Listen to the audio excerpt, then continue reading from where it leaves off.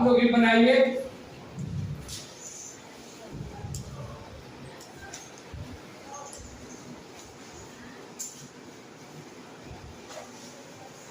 आज हम लोग पढ़ेंगे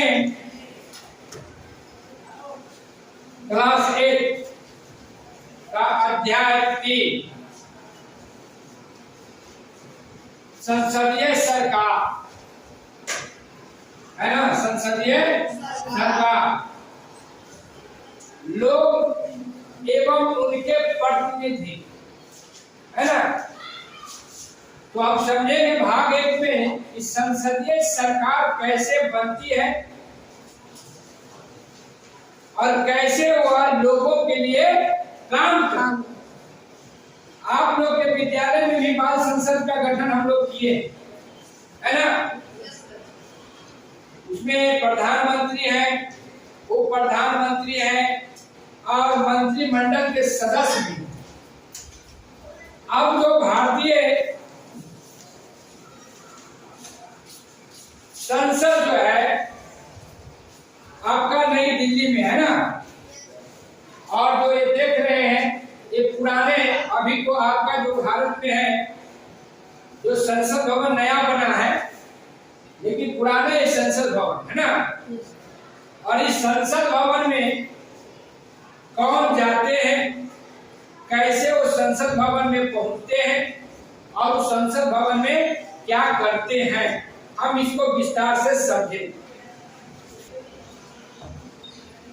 तो संसदीय सरकार को समझने के लिए पहले हम अपने विद्यालय, गांव और शहर से समझें कि जो आपका विद्यालय में जो व्यवस्था है, जो आपका गांव में व्यवस्थाएं हैं, जो आपका शहर में व्यवस्थाएं, शासन व्यवस्थाएं, नियम कानून है, क्या उसमें आप भागीदारी हैं? देखिए, किसी न किसी रूप से आप जो है उस शासन व्यवस्था में आप भी शामिल, अब कहिए उस शासन व्यवस्था में हम सब कैसे शामिल? देखिए, आपका जो उम्र है अभी 18 वर्ष नहीं हुआ आप लोग का,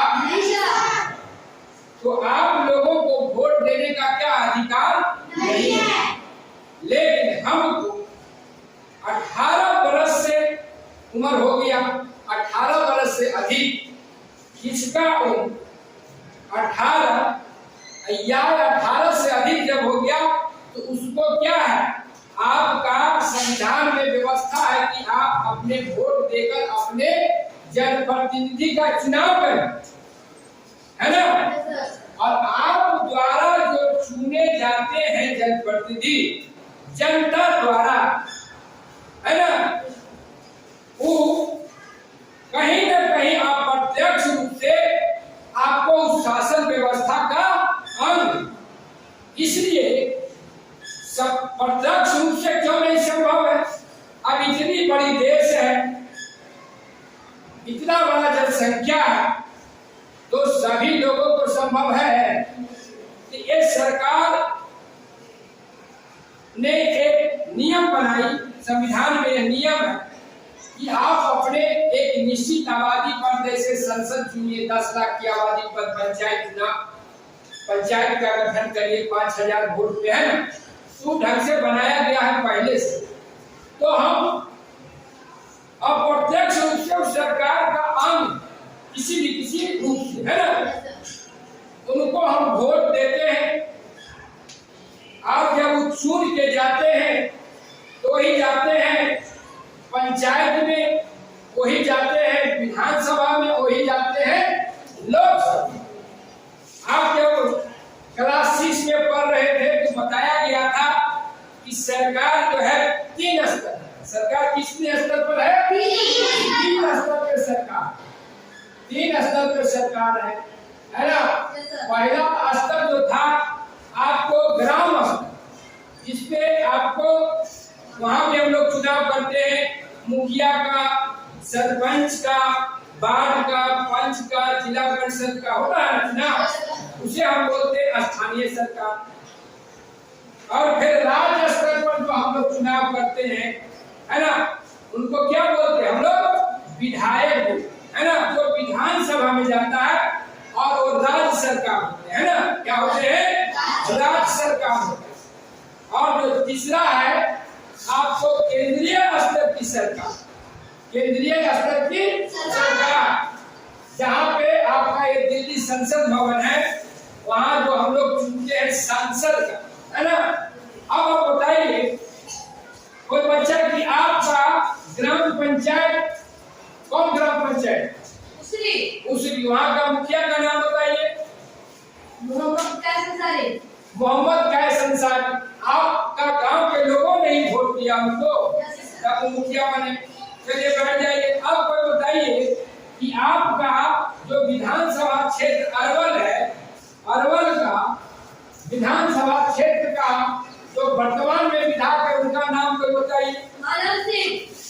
महानंद सिंह, है ना। उनको कौन वोट? गांव के जनता ने वोट दिया, तब ना वो चुन के आपको चले गए विधानसभा में। अब बताइए कि आप, कोई बच्चा बताइए कि आपका जो संसदीय क्षेत्र है जहानाबाद, आपका संसदीय क्षेत्र क्या है? इस संसद सरकार की हम बात कर रहे हैं, आपका संसदीय क्षेत्र कौन है? जहानाबाद। आपका जो है संसद का कोई नाम बताइए बच्चा। ठीक, सही बात, चंदेश्वर प्रसाद चंद्रवंशी। वो क्या संसद, उनको कौन वोट दिया? जनता वोट दिया, आपका गांव के लोग दिए, संसदीय क्षेत्र के लोग दिए। तो क्या हुआ? अब जब उनको वोट दिए, वो सांसद बन गए, तो कहाँ चले गए? दिल्ली के संसद भवन में चले गए, और उस सरकार बनाएंगे वहां, और सरकार बनाएंगे, कानून व्यवस्था बनाएंगे, है ना, बनाएंगे ना। तो क्या आप उस सरकार में शामिल हैं कि नहीं है?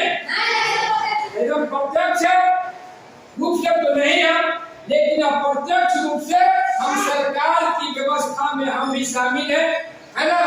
हमारा भी उतना ही अधिकार है जितना उनका अधिकार है ना।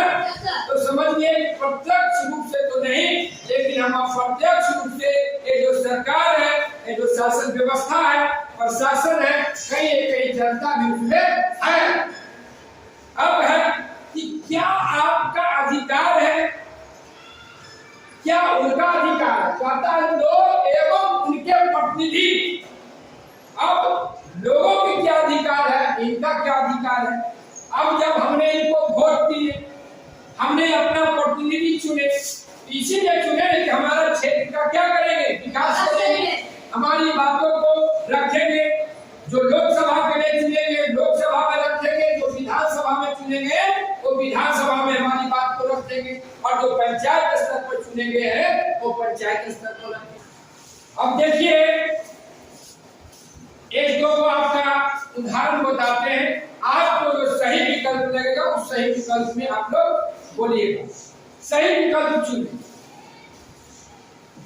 प्रतिनिधि का अर्थ, प्रतिनिधि का अर्थ लोगों द्वारा किसी क्षेत्र से चुना गया व्यक्ति, सरकार द्वारा किसी क्षेत्र से चुना गया व्यक्ति, उस क्षेत्र का जाना माना व्यक्ति, लोगों द्वारा चुना गया व्यक्ति।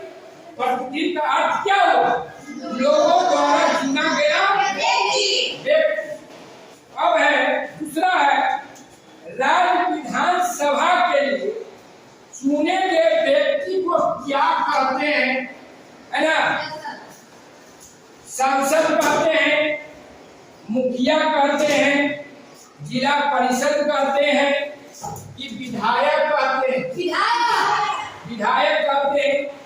संसदीय क्षेत्र में आम लोगों की भागीदारी, है ना, संसदीय क्षेत्र में आम लोगों की भागीदारी जरूरी है, जरूरी है ना।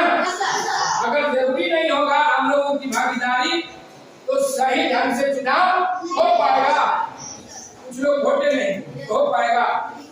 अब कहता है प्रतिनिधियों का आम जनता से संपर्क रखना जरूरी है।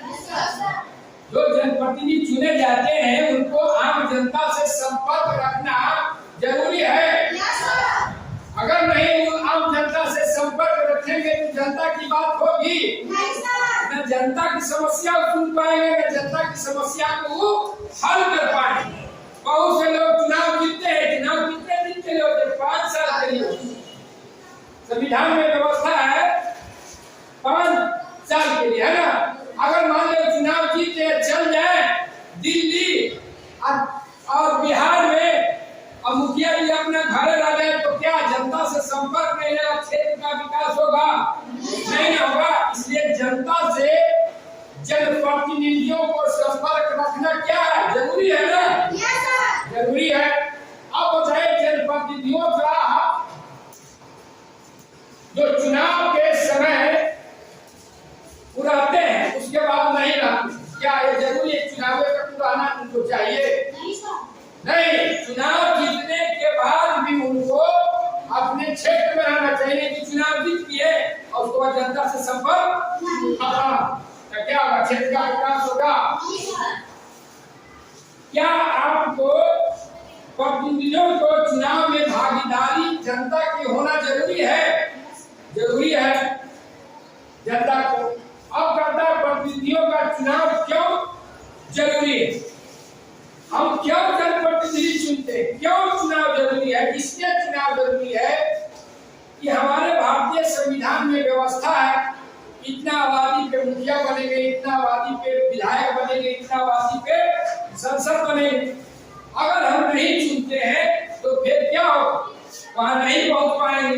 नहीं पहुंच पाएंगे तो जो लोकसभा, विधानसभा, पंचायत का जो एक व्यवस्था है वो व्यवस्था नहीं चल पाएगा। इसलिए चुनाव जरूरी।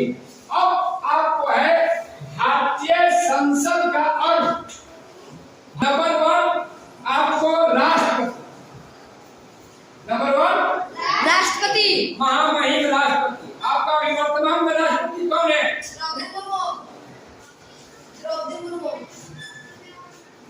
ठीक है, महामहिम है ना, श्रीमती द्रौपदी मुर्मू, है ना। आपका एक हो गया राष्ट्रपति।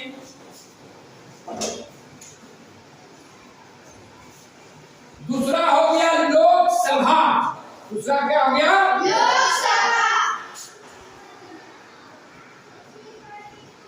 लोकसभा, है ना। और आपका तीसरा हो गया राज्यसभा।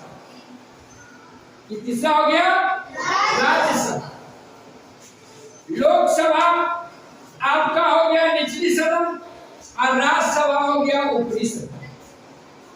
लोकसभा में जो आपके चुन के जाते हैं सांसद, जैसे आपका चंद्रेश्वर प्रसाद चंद्रवंशी, जहानाबाद, उसी ढंग से पूरे भारत से आपका जो लोकसभा के सदस्यों की संख्या होता है वो 543।